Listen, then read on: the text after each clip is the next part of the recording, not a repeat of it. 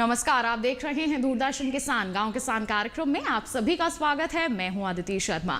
हमेशा की तरह आपके लिए लेकर आए हैं हमारे तीनों सेगमेंट्स, खेती किसानी, हमारा पशुधन और कामयाब किसान की दास्तान। तो फिर आइए आज के अंक की शुरुआत करते हैं और जानते हैं क्या कुछ खास है हमारे इस कार्यक्रम में। आइए कार्यक्रम की शुरुआत करें हमारी पहली सेगमेंट खेती और किसानी के साथ, जिसमें हम आपको जानकारी देते हैं कि कृषि के क्षेत्र में सकारात्मक बदलाव के लिए क्या कुछ खास गतिविधियां हो रही हैं हमारी सरकार के द्वारा और साथ ही साथ हमारे कृषि वैज्ञानिकों द्वारा क्या कुछ महत्वपूर्ण कदम उठाए जा रहे हैं। आइए इन तमाम जानकारियों के लिए नजर डालें हमारे सेगमेंट पर।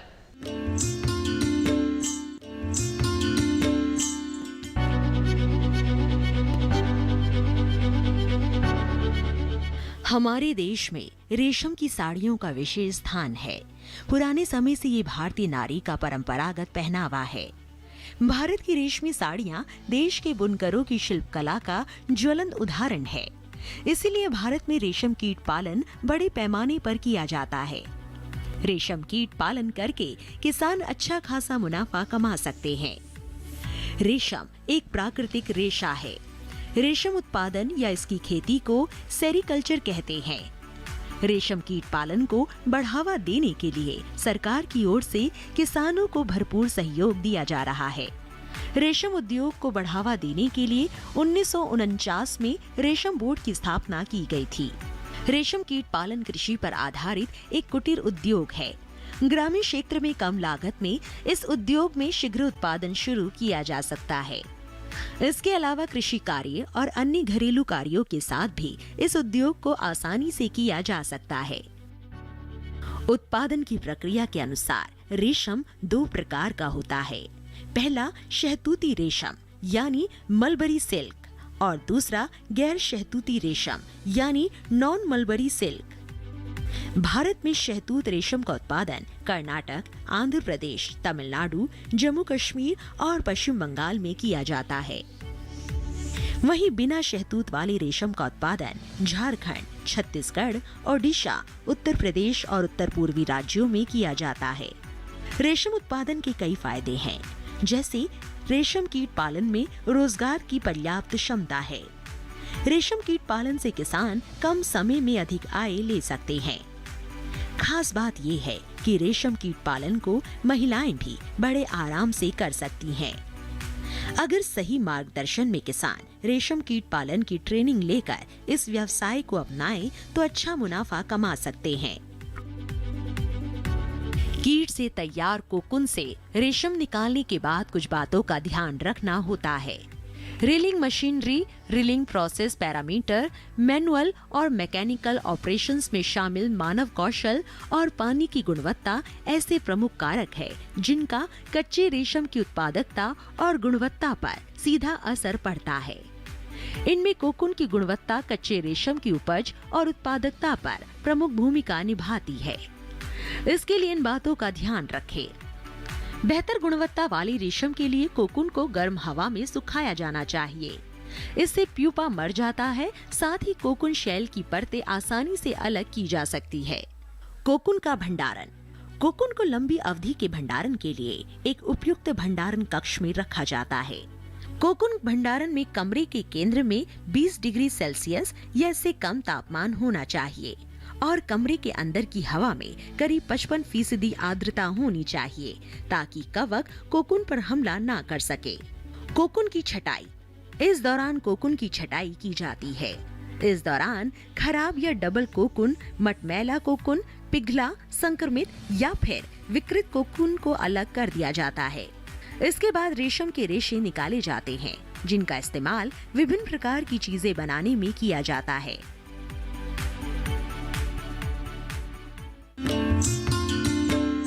किसान भाइयों बहनों, ये था हमारा पहला सेगमेंट खेती किसानी। इसी के साथ कार्यक्रम में वक्त हो चला है एक छोटे से ब्रेक का। आप कहीं मत जाइए, जल्द ही हाजिर होंगे। बने रहिए दूरदर्शन किसान पर, देखते रहिए हमारा कार्यक्रम गांव किसान।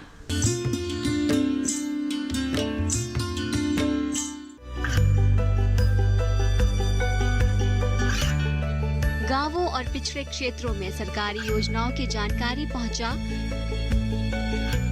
देश में कौशल और क्षमता विकास कर ग्रामीणों को सामाजिक बदलाव और विकास से जोड़ने की दूरदर्शन किसान की पहल चौपाल चर्चा देखें सोमवार से शुक्रवार सुबह 9 बजे।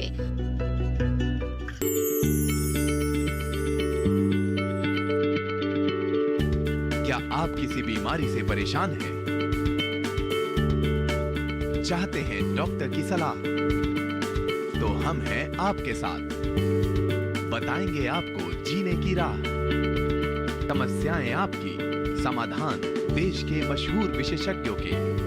घर बैठे बात करें देश के जाने माने डॉक्टरों से। हमारे लाइव प्रोग्राम स्वस्थ किसान में हर शनिवार शाम 6 बजे से 7 बजे तक। खुशहाल होंगे खेत, पशु रहेंगे स्वस्थ, सरकारी स्कीम का होगा लाभ। जब एक्सपर्ट्स का मिलेगा साथ, आपके सवाल विशेषज्ञों के जवाब, सिर्फ एक फोन कॉल की दूरी पर। देखिए किसानों का अपना प्रोग्राम हेलो किसान, सोमवार से शुक्रवार शाम 6 बजे से सिर्फ दूरदर्शन किसान पर।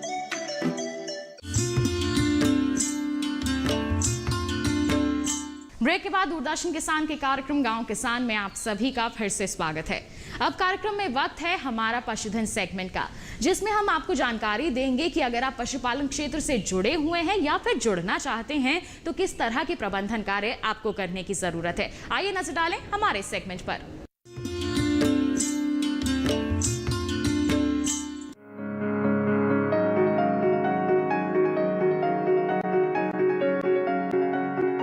मधुमक्खियां पर्यावरण संतुलन में अहम भूमिका निभाती हैं। साथ ही वर्तमान समय में इनका पालन करना आत्मनिर्भर होने के लिए अच्छा विकल्प भी है। कम जोत वाले किसान या युवा इस व्यवसाय को अपनाकर आर्थिक रूप से मजबूत हो सकते हैं, क्योंकि इसे शुरू करने के लिए कम स्थान और कम पूंजी की जरूरत होती है। प्रयागराज के रहने वाले अजीत कुमार ने अपनी पारिवारिक स्थिति को सुधारने के लिए मधुमक्खी पालन का सहारा लिया। इसके लिए उन्होंने शुरुआत में 3 बक्सों में मधुमक्खी पाली, जो आज बढ़कर करीब 200 बक्से हो चुके हैं। 2009 से शुरू किए गए इस व्यवसाय को संवारने के लिए अजीत जी ने 2014 में केवीके से प्रशिक्षण लिया, जो काफी सहायक रहा। कृषि विज्ञान केंद्र ग्रामीण युवाओं के लिए प्रशिक्षण का कार्यक्रम चलाती है। इसके साथ साथ खेतिहर किसानों के लिए और प्रसार कार्यकर्ताओं के लिए प्रशिक्षण का कार्य करती है। हम जानते हैं कि आज युवा जो है वो पलायन कर रहे हैं गांव से, और जबकि उनके पास रोजगार के लिए कोई साधन नहीं है। ऐसे में उन्हें ऐसे प्रशिक्षणों को देना ताकि वो जो है वो अपने गांव में रहते हुए वो अपने कार्यों को करें, अपनी खेती के साथ साथ कुछ ऐसे उद्यम लगा सके जिसके द्वारा उन्हें अतिरिक्त आय मिल सके। मधुमक्खी पालन जो है वो एक ऐसा उद्यम है जहां पर किसान जो है, जो युवा जो है वो खेती के साथ साथ मधुमक्खी पालन कर सकता है, जिसके द्वारा उसे वो अतिरिक्त जो है आय मिल सकती है। और इसके अलावा न सिर्फ उसे अतिरिक्त आय मिलती है, लेकिन जो हमारा कृषि का उत्पादन है वो भी बढ़ जाता है, क्योंकि हम जानते हैं कि ये हमारे लाभकारी कीट जो है, मधुमक्खी एक लाभकारी कीट है जो पर परागण की क्रिया करके जो है वो हमारे उत्पादन को भी बढ़ा देती है। कृषि विज्ञान केंद्र का जो है वो ऐसे युवाओं को जो बेरोजगार हैं और उनको जो है वो प्रशिक्षण देने का कार्य करती है। जबकि हम जानते हैं सरकार की मंशा ये है कि हमारे किसानों की आय दुगनी हो।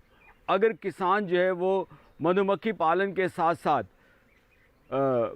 खेती के साथ साथ मधुमक्खी पालन को वो करे तो निश्चित रूप से उसकी आय में 2 गुना 3 गुना जो है वृद्धि होगी, और इसके अलावा जो है उसका उत्पादन में भी उसका वृद्धि होगी।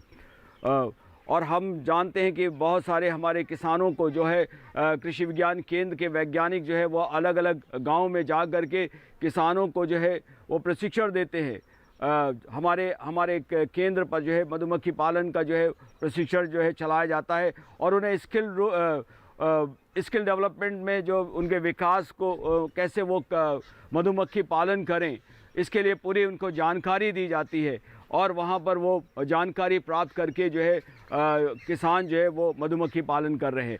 उसी प्रकार से हमारे बीच में अजीत कुमार मौर्य है, जो आप देख रहे हैं यहाँ पर इस स्थान पर जो बक्से हैं वो अजीत कुमार मौर्य जो हैं वो जगदीशपुर गांव के धनुपुर ब्लॉक के किसान हैं, जिन्होंने हमारे केंद्र से 2014 में प्रशिक्षण प्राप्त किया और उसके बाद जब इन्होंने अपने इस कार्य को बढ़ाया तो उनकी जो है आय में कई गुना वृद्धि हुई। इन्होंने 3 बक्से से इसको प्रारंभ किया और आज इनके पास 100 बक्से करीब लगभग है, जो 18 से 20 कुंटल प्रति वर्ष जो है वो शहद का उत्पादन करते हैं।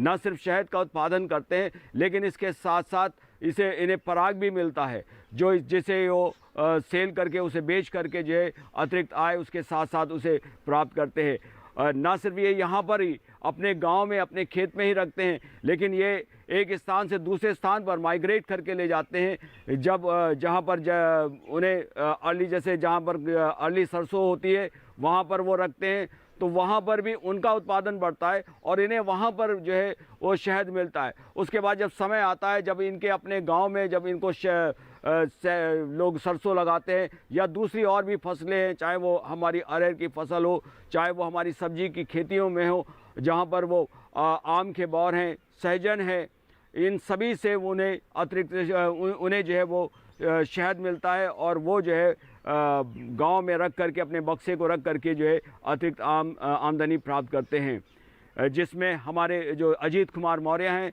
जो पहले अपने बच्चों को पढ़ा नहीं पाते थे, जो अपने गांव में अपने घर की इनकी स्थिति अच्छी नहीं थी, लेकिन आज वो अच्छे से रहने पा रहे हैं क्योंकि उन्होंने जो है मधुमक्खी पालन को एक उद्यम के रूप में लिया है और आज वो जो है प्रति वर्ष जो है करीब 1,80,000 से लेकर के 2,40,000 तक जो है वो अतिरिक्त आय जो है मधुमक्खी पालन से प्राप्त करते हैं।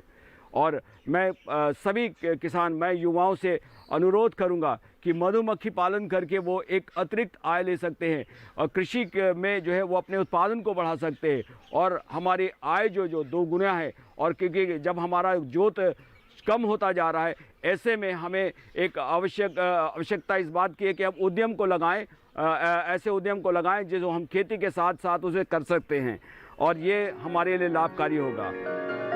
अजीत न सिर्फ शहद के लिए मधुमक्खी पालन करते हैं, बल्कि वो बाकी किसानों और युवाओं को मधुमक्खियां भी उपलब्ध कराते हैं। हाल ही में अजीत जी ने करीब 50 बक्से मधुमक्खियां बेची हैं, जिससे उन्हें अतिरिक्त आय हुई है। मैं मधुमक्खी पालन 2009 से कर रहा हूं, जो अब तक हमारा 10 साल पूरा हो गया है। इसके पहले मैं शुरू में 3 परिवार मक्खी खरीदा था।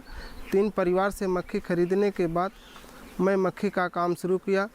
उसके बाद 2014 से मुझे KVK से प्रशिक्षण मिला और प्रशिक्षण मिलने के दौरान फिर मेरी प्रगति हुई। तो मेरा शुरू का कहानी यह है कि सबसे पहले मैं बम्बई गया था। बम्बई में मैं 17 महीने कंटिन्यू काम करने के बाद मुझे बम्बई से बहुत ऊब हो गई, तो मैं अपने गांव आने लगा। तो रास्ते में सोच रहा था कि मुझे क्या करना चाहिए। मैं इसी बात का उधेड़ बुन चल रहा था मन में। फिर घर आने के बाद हमने कहा कि अब मैं मधुमक्खी पालन का ही काम शुरू करूंगा और मधुमक्खी पालन का काम मैं शुरू कर दिया। तो मैं सर्वप्रथम 3 बक्से मक्खी खरीद के लाया। फिर उसी मक्खी को लेकर 2 सालों तक अध्ययन करता रहा। मेरी मक्खी एक बार तो सब मर गई थी, सिर्फ 3 फ्रेम की मक्खी बची थी एक डिब्बे में। 2 डिब्बे तो एकदम ख़त्म हो गए थे। फिर उसी 3 फ्रेम की मक्खी से मैं धीरे धीरे करके काम करते करते मेरे पास 20 बक्से हुए, 20 बक्से से फिर 30 बक्से हुए, फिर 40 बक्से हुए। इसी प्रकार से आज मेरे पास 200 डब्बे हो गए हैं और मैं बहुत सारी मक्खियों को बेच भी चुका हूँ डिब्बे के साथ में। इस साल अभी मैं नवंबर में जो है 50 डिब्बे मक्खी बेचकर कार्य को आगे बढ़ा रहा हूँ। और KVK वालों का बहुत बड़ा सहयोग मेरे साथ रहता है। उनके साथ साथ डॉक्टर DRM डेनिस सर का भी सहयोग इस समय मिल रहा है स्वाट से। उन्होंने मुझे 25 बक्से और सुपर के साथ पूरा सामग्री दिया था और मैं इस समय मधुमक्खियों से पराग, मोम, परपालिश, विष, इन सब सारी चीज़ों को निकाल रहा हूँ। शहद का मैं विक्रेता भी हूँ। शहद फुटकर में भी बेच रहा हूँ, थोक में भी बेच रहा हूँ। इस समय हमारा कार्यक्रम जो है वह अच्छे से चल रहा है। हमारा परिवार इसी पर आश्रित है और मैं परिवार के साथ अपने बच्चों का भी भरण पोषण मधुमक्खियों के द्वारा करता हूँ। मेरे पास विशेष खेती नहीं है, लेकिन मधुमक्खी ही मेरी खेती है, मेरा व्यवसाय है, मेरा बिजनेस है और मुझे आगे ले जाने का कार्य मधुमक्खी ही कर रहे हैं। इसके साथ साथ मैं केवके वालों का धन्यवाद देना चाहूँगा, डॉक्टर अजय सर का, जो बार हमको बीच बीच में हमेशा जो है मार्गदर्शन देते रहते हैं, मेरी ऊर्जा को हमेशा बढ़ाए रखते हैं और उन्हीं के सहारे मैं काम को आगे लेकर चल रहा हूँ। मजबूत इरादे इंसान को सफल बनाने में सहायक होते हैं। जिस तरह अजीत जी ने अपनी मेहनत से अपने आर्थिक हालात बदले हैं, इसी तरह बेरोजगार युवा केवीके से प्रशिक्षण लेने के बाद अपना भविष्य संवार सकते हैं। अब कार्यक्रम में वक्त हो चला है पशुपालक कैलेंडर पर नजर डालने का। तो क्या कहता है इस माह का पशुपालक कैलेंडर, आइए जानते हैं। जून माह का पशु कैलेंडर 2021। जून माह में ध्यान देने वाली बातें। एचएस एवं बीक्यू टीकाकरण के 10 से 15 दिन पहले सभी पशुओं की डिवर्मिंग कर देनी चाहिए ताकि टीका प्रभावी हो सके। पशुओं को 50 से 60 ग्राम खनिज मिश्रण एवं 20 ग्राम नमक प्रतिदिन देना चाहिए। गर्मियों के मौसम में पैदा की गई ज्वार में जहरीला पदार्थ हो सकता है जो पशुओं के लिए हानिकारक है। बरसात के मौसम में चारे की अच्छी पैदावार लेने के लिए ज्वार एवं मक्का की बुआई करें। चूंकि जून का महीना काफी गर्म रहता है, इसलिए पशु के लिए अलग से शेड का निर्माण करना चाहिए तथा अधिक से अधिक स्वच्छ पानी पिलाना चाहिए। अधिक दूध देने वाले पशुओं को तरल कैल्शियम फास्फोरस 70 से 100 ग्राम प्रतिदिन पिलाएं। पशुओं को बाह्य परिजीवियों से बचाने के लिए पशु चिकित्सक की सलाह पर दवा का प्रयोग नियमित रूप से करें।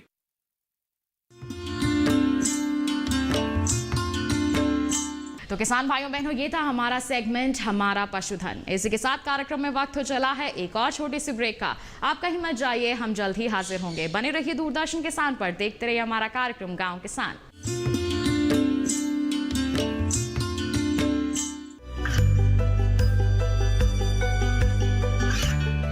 गांवों और पिछड़े क्षेत्रों में सरकारी योजनाओं की जानकारी पहुंचा। देश में कौशल और क्षमता विकास कर ग्रामीणों को सामाजिक बदलाव और विकास से जोड़ने की दूरदर्शन किसान की पहल चौपाल चर्चा देखें सोमवार से शुक्रवार सुबह 9 बजे।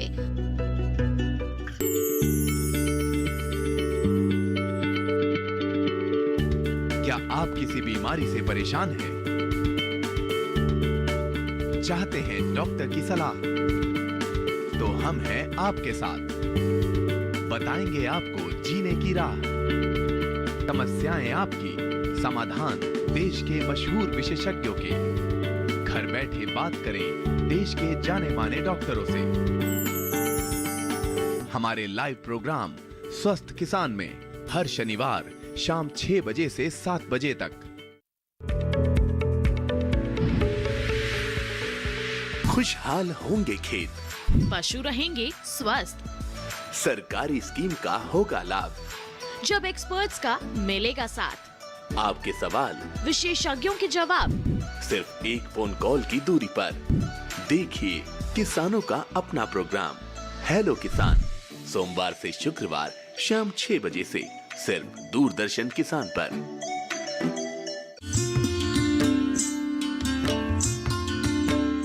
ब्रेक के बाद दूरदर्शन किसान के कार्यक्रम गांव किसान में आप सभी का फिर से स्वागत है।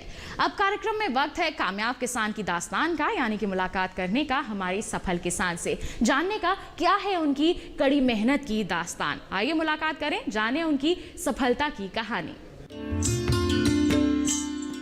कृषि में लगातार हो रहे सुधार युवाओं को अपनी ओर आकर्षित कर रहे हैं। यही वजह है कि युवा वर्ग इस ओर ज्यादा रुझान ले रहा है और नौकरी के विकल्पों को छोड़कर खेती और उससे जुड़ी विधाओं में अपना भविष्य संवार रहा है, जिसकी बानगी है मोनिका चौधरी, जो मशरूम के क्षेत्र में नाम कमा रही हैं। साथ ही बाकी महिलाओं को भी प्रशिक्षण देकर उनकी आर्थिक स्थिति में सुधार करने का सकारात्मक प्रयास कर रही हैं। उच्च शिक्षा लेने के बाद मोनिका चौधरी एक निजी कंपनी में नौकरी कर रही थी, लेकिन खेती में कुछ अलग करने के विचार को साकार रूप देने के लिए मोनिका नौकरी छोड़ मशरूम के उत्पादन में जुट गई। पिछले 1 साल पहले ही मोनिका ने मशरूम की खेती करना शुरू किया। हालांकि परिवार ने शुरू में कुछ संदेह जताया कि शायद मोनिका अपने इस फैसले से जल्द ही ऊब जाएंगी और वापस उसी सेक्टर में चली जाएंगी जहां से वो आई हैं। लेकिन मोनिका के मजबूत इरादे और मेहनत ने उनकी राह को मुड़ने नहीं दिया और उन्होंने इसी में अपना भविष्य बनाने की ठानी। मोनिका के लिए मशरूम उत्पादन का काम नया था, इसलिए मोनिका ने इसके लिए बाकायदा सोलन से मशरूम उत्पादन का प्रशिक्षण लिया। इसके बाद बारी आई इस प्रशिक्षण में सिखाए गए तरीकों को सजीव करने की। वो बताती हैं कि उन्होंने अपने घर के पास ही जगह को तलाश किया और लग गईं उसे तैयार करने में। करीब 1 महीने की मशक्कत के बाद उन्होंने मशरूम उत्पादन के लिए कमरे को तैयार कर लिया। सबसे पहले इन्होंने ऑयस्टर मशरूम का उत्पादन करना शुरू किया, जो लोगों में काफी पसंद किया जाता है। मशरूम के अच्छे विकास के लिए तापमान और नमी का खास ख्याल रखना होता है। इसके लिए मोनिका प्राकृतिक तरीकों का इस्तेमाल करती हैं। आज से 1 साल पहले मैंने जब मशरूम का काम शुरू किया था, उससे पहले मैं एक 6 फिगर सैलरी वाली कॉर्पोरेट जॉब में काम करती थी। जब मैंने ये काम स्टार्ट किया तो ना सिर्फ मेरे दोस्त पर मेरे घर वालों को ऐसा लगने लगा कि मैं कुछ अजीब काम कर रही हूँ और मैं बहुत जल्दी इससे शायद बोर हो जाऊँगी। पर आज 1 साल के बाद इस बात को लेके मुझे बहुत अच्छा लगता है कि मेरे पास ज़्यादातर लोग जो आते हैं उसमें 80 to 90% औरतें हैं। वो औरतें हैं जो या तो अपने करियर में ब्रेक लेके कुछ करना चाहती हैं, वो औरतें हैं जो आज तक शायद कभी कुछ कर नहीं पाई हैं और उनको अपने करियर को बिल्ड करना है, पर उनको इस तरीके से बिल्ड करना है कि उसके अंदर कुछ मीनिंगफुल हो, उसके अंदर कुछ वैल्यू एडिशन हो। मैंने मशरूम उगाने की training directorate of mushroom research Solan से ली थी और ये ट्रेनिंग मैंने पिछले साल अप्रैल में ली थी। ट्रेनिंग लेके आने के बाद मैंने ये सोचा कि मुझे कहाँ पर अपना फार्म सेटअप करना है, तो मैंने अपने घर के पास एक पहले जगह आइडेंटिफाई करी, ढूंढी और उस जगह पर हमने सबसे पहले ये कमरा तैयार किया था। इस कमरे को कंस्ट्रक्शन करने में पूरा हमें 1 महीना लग गया। हमने इस कमरे को तैयार किया। इसके अंदर जैसे आप देख सकते हो ये लटका के मशरूम ग्रो करने के लिए पूरे हैंगिंग्स तैयार करे। उसके बाद हम लोगों ने बैग्स तैयार करने शुरू करे। बैग्स तैयार होने के बाद जब उनका स्पॉन रन कंप्लीट हुआ तो उनको इस कमरे में लेके आए और यहाँ पर इस तरीके से आप देख सकते हो कि इसकी अपनी फ्रूटिंग होती है। पिछले 1 साल से मैं ऑयस्टर मशरूम कर रही हूँ और बहुत अच्छा रिस्पांस है मुझे मार्केट में ऑयस्टर मशरूम से।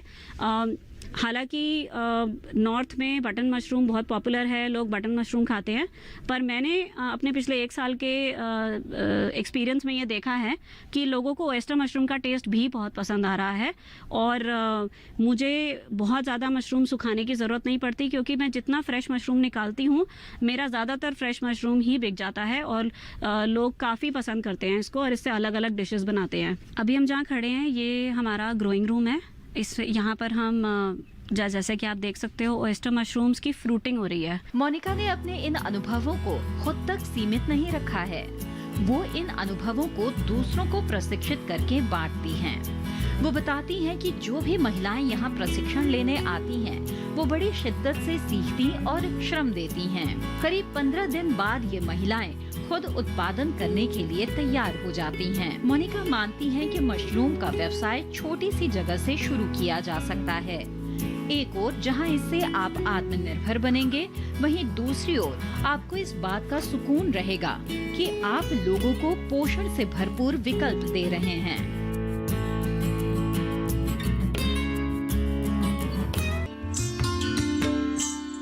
तो किसान भाइयों बहनों, ये थे हमारे सफल किसान। हम उम्मीद करते हैं कि इनकी कामयाबी को जानकर आप भी इनसे जरूर प्रेरित होंगे।